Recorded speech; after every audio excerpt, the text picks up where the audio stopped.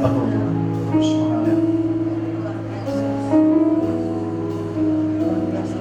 naik semakin tinggi menuju kemuliaan yang lebih besar.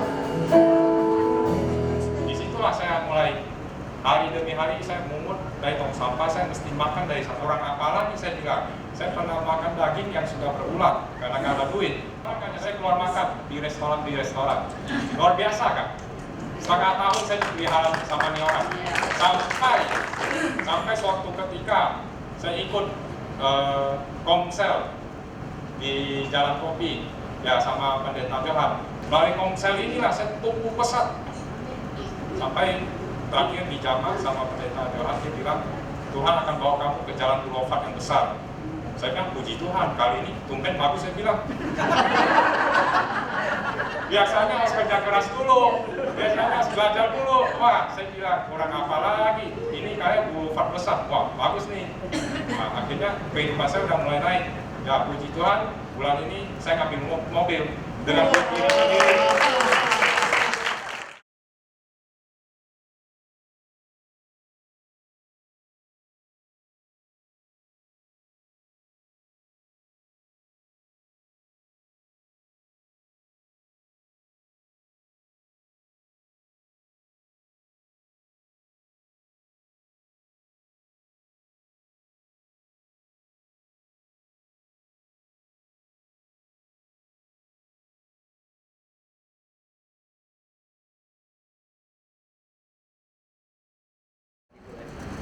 Saya bertanya, semua apa itu limpah? Karena semua kita menginginkan kelimpahan. Dan saya percaya setiap orang punya batasan kuantitas dan kualitas dari sebuah kelimpahan. Tetapi kelimpahan dalam kitab suci dikatakan sehari cukup sehari. Kesusahan hari ini cukup hari ini. Dan dikatakan kelimpahan dalam kitab suci, jangan khawatir, ukurannya cuma sebesar hati, sedalam hati, seluas hati. Kelimpahan.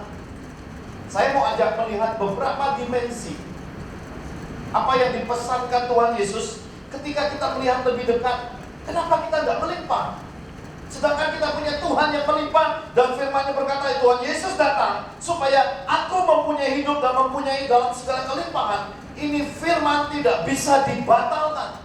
Lalu kenapa kita tidak melimpah? Kenapa kita tidak sukacita? Kenapa punya duit banyak juga nggak bahagia? Kenapa dan banyak kenapa? Yang pertama, saudara-saudara terkasih, jangan hidup di dalam amarah. Orang yang hidup dalam amarah tidak punya penguasaan diri. Orang yang hidup dalam amarah dibimbing oleh perasaan, pikiran-pikiran yang picik, dengan berbagai logika-logika dan perhitungan-perhitungan yang pada akhirnya menuju titik keegoisan. Jangan hidup di dalam amarah. Setiap orang yang hidup dalam amarah pasti tidak akan mendapatkan kelimpahan yang ada ditulis di dalam kitab suci. Tetapi penyumbat bagian kedua di dalam kelimpahan adalah banyak anak-anak Tuhan menipu diri sendiri. Saudara tidak melakukan firman, saudara sudah menipu diri sendiri.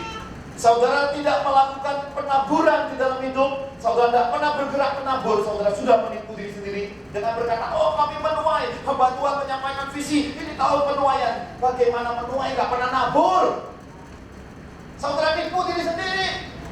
Kemudian ada banyak hamba Tuhan bilang ini altar kau terbuka, pemulihan, kesembuhan, berkat ada di sini. Saudara maju, hatimu gak pernah mau ngampuni, saudara sudah nipu diri sendiri. Ngapain di altar Tuhan? Kalau saudara tidak menyangkal diri dan berkata, aku datang maafin aku ya, aku maafin kamu. Kalau tidak ada tindakan kasih, tindakan iman, itu nipu diri sendiri.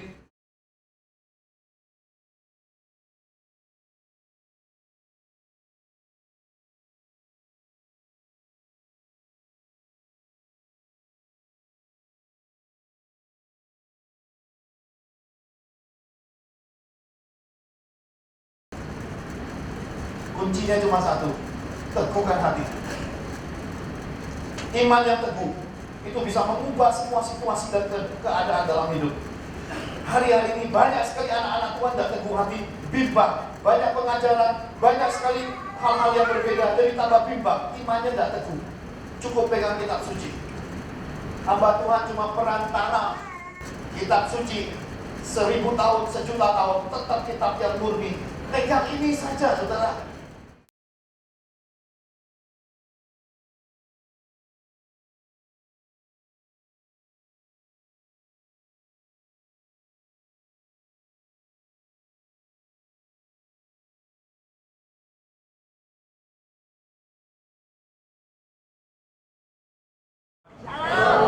Nama saya Denianus, asli dari Pontianak, Tio Ciunang. Ada yang sangka gak? Saya mantan OB, mantan sikat toilet. Gak ada yang sangka kan? Seorang anak S1 harus sikat toilet. Karena kehidupan ekonomi saya super susah. Saya lulus di Pontianak, terima S1. Setelah itu saya pergi kerja. Karena saya tahu ekonomi saya susah, maka saya kerja. Kerjaan pertama apa yang saya lakukan? Sikat toilet. Lulusannya 1 loh. Kedua, bantu orang cuci rumah, beresin rumah. Itu kerjaan yang mungkin orang-orang pada gak mau. Tapi karena ekonomi saya seperti demikian, saya harus kerja. Dalam sehari saya terima 4 kerjaan. 4 kerjaan. Yang ketiga, saya bantu orang potong sayur. Yang keempat, saya bantu cuci piring. Dari jam 6 pagi sampai jam 2 dini hari, itu kerjaan saya. Pulang, jalan kaki pulang, sampai ke rumah kurang lebih jam 3 dini hari. Habis itu harus mandi, bikin makan sendiri. Habis itu jam 6 harus bangun lagi, kerja lagi. Setiap hari demikian.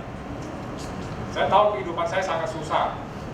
Habis itu saya karena gak ada duit untuk makan, saya lihat ada dapat info di satu restoran yang memang bintang 5 itu sering buang sayur, sering buang makanan. Karena restoran bintang 5 ini setiap 20 menit masakan yang sudah dimasak itu semua harus dibuang. Otomatis saya sediakan dong plastik bag yang gede di tong sampah. Saya masukin ke sana. Pas dia buang, semua masakan yang sudah dimasak saya ambil.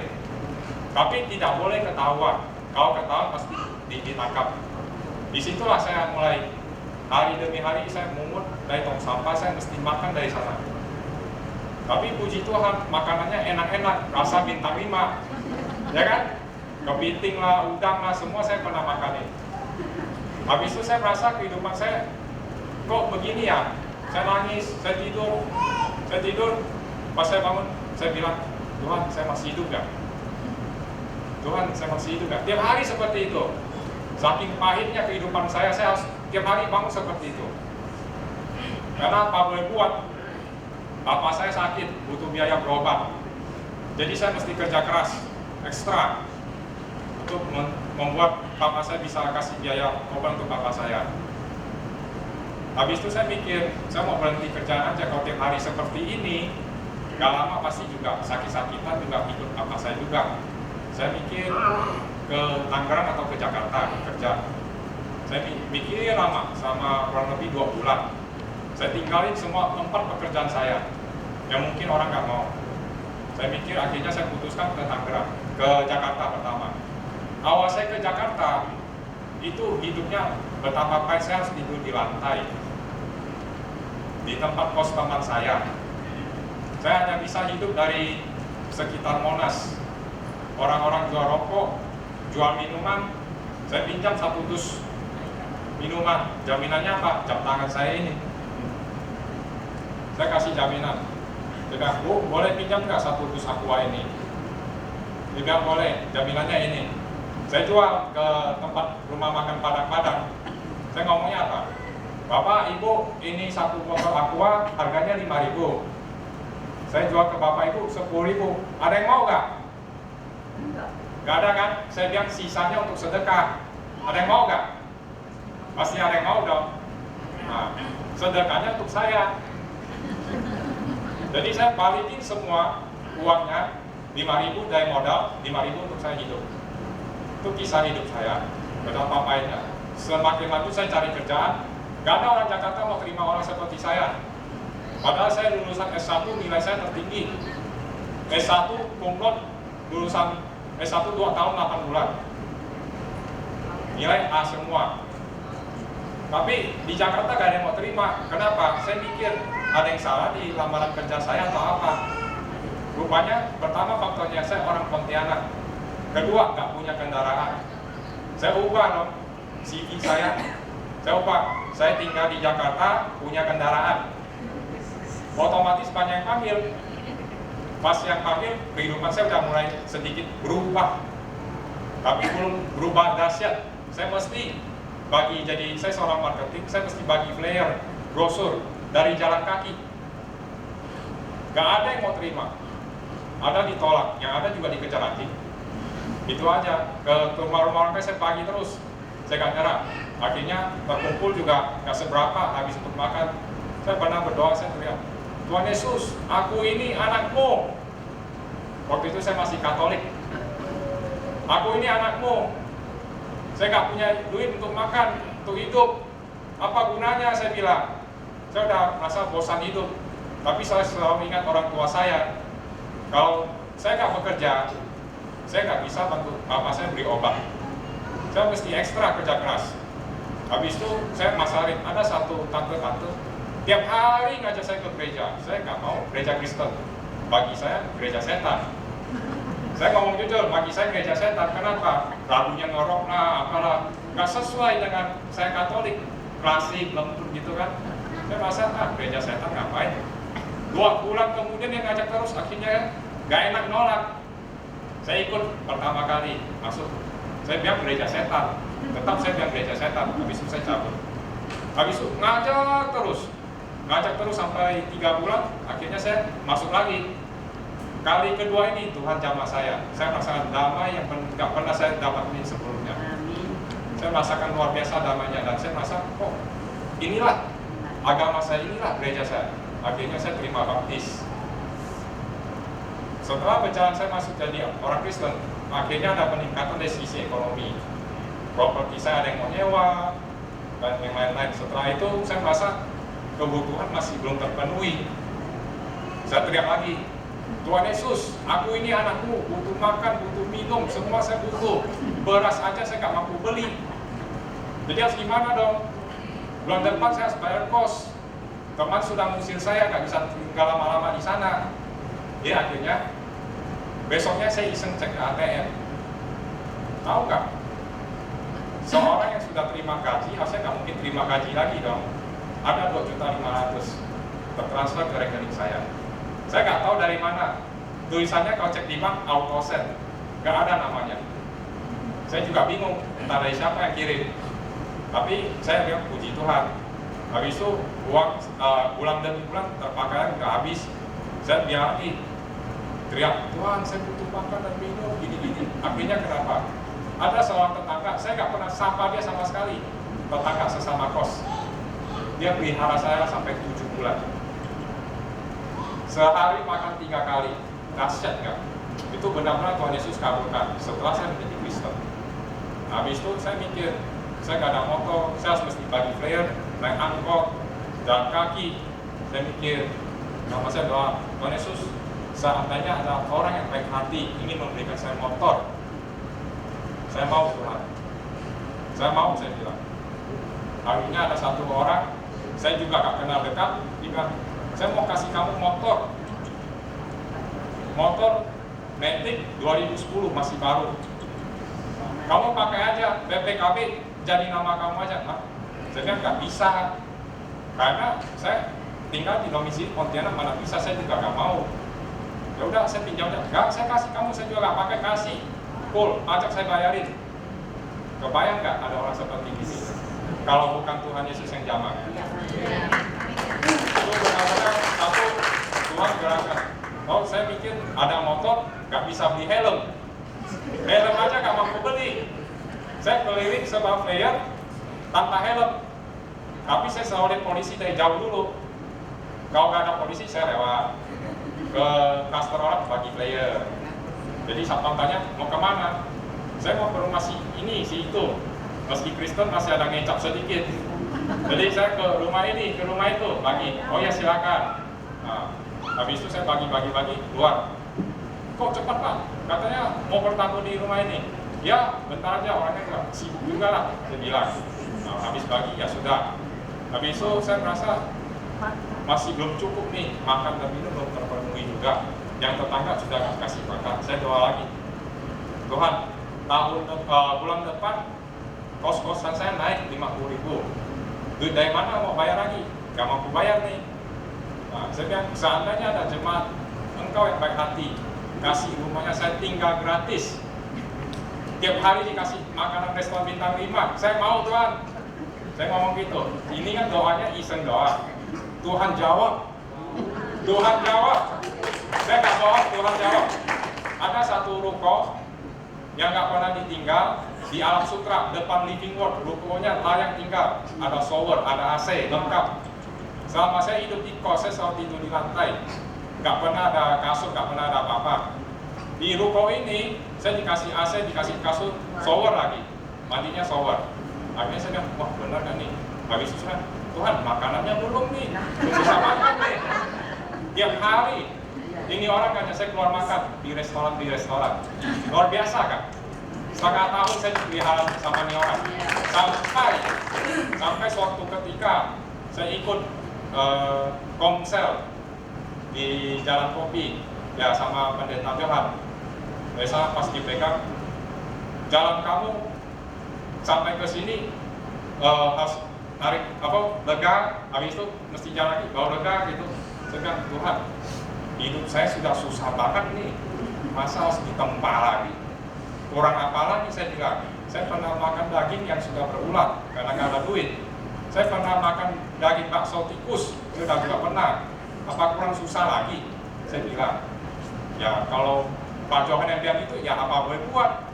Sudah dibilang. Pas kedua saya ikut lagi di Jawa, terbang lebih tinggi. Pas saya tanya, ya kamu harus belajar lagi, yaitu menguatkan lagi, harus kerja lebih keras lagi. Saya bilang, kurang keras apa lagi? Setiap hari kerja, setahun 353 hari, saya gak pernah libur, saya kerja terus, Imlek juga gak pernah pulang, saya mesti kerja. Oh gimana? Saya bilang, emang kurang keras hidup saya. Dia bilang, tiap hari harus bangun jam 2 doa, yaitu puji-pujian, baca firman. Kan kurang apa lagi Tuhan, saya pikir. Dari situ saya pikir, ya udahlah, ikut aja lah, soal biarin lah. Orang udah hidup kayak gini kok, udah merasa gak ada jalan lagi selain Tuhan. Dukun saya pernah coba, tatung saya pernah coba, loya. Nah, semua saya udah pernah coba. Dewa apa, tukang apa saya udah pernah coba. Gak ada yang bagus. Cuma Tuhan Yesus yang bagus. Amin.